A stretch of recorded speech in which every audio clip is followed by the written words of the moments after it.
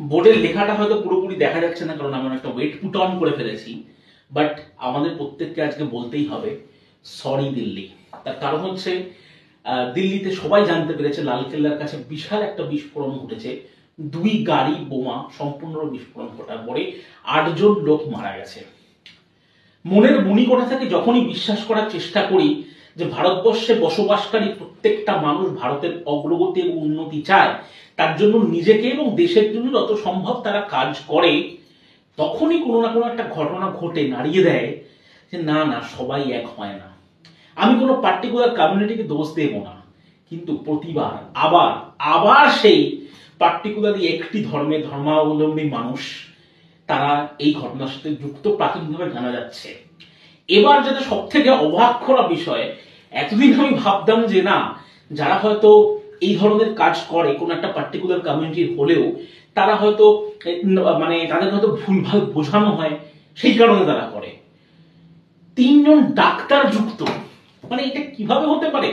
একটা ডাক্তার সে যেভাবেই হোক, পিএইচডি ডক্টর হোক, এখন আমি অতটা জানি না, বা মেডিকেল ডক্টর হোক, সে একটা তো পড়াশোনা করে খুলে বড় হয়েছে, তারও মনের মধ্যে এইটা কোনভাবে জুড়ে যেতে পারে যে নিহত বা নিহত্যা মানুষের প্রাণ নিয়ে আমি ধর্মকে প্রচার করব, ধর্মকে প্রসার করব।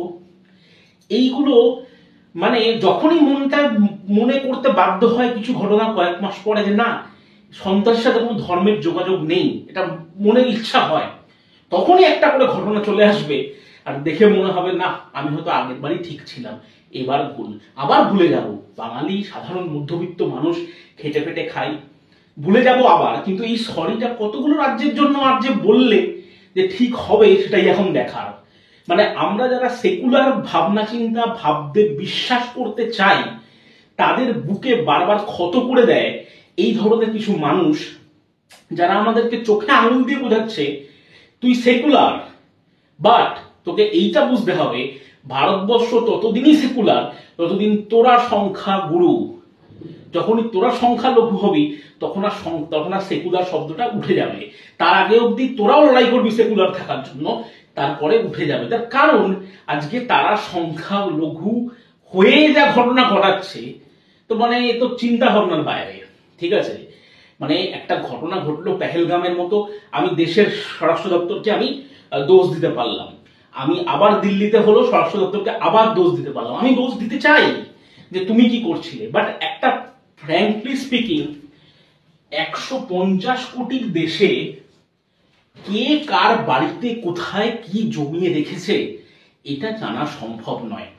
তাই আমাকে এটাই বিশ্বাস করতে হবে যে দেশের মানুষ যদি কখনো ভালো না হয়, কোনো সরকারই এই ধরনের সন্ত্রাসবাদকে রুখতে পারবে না।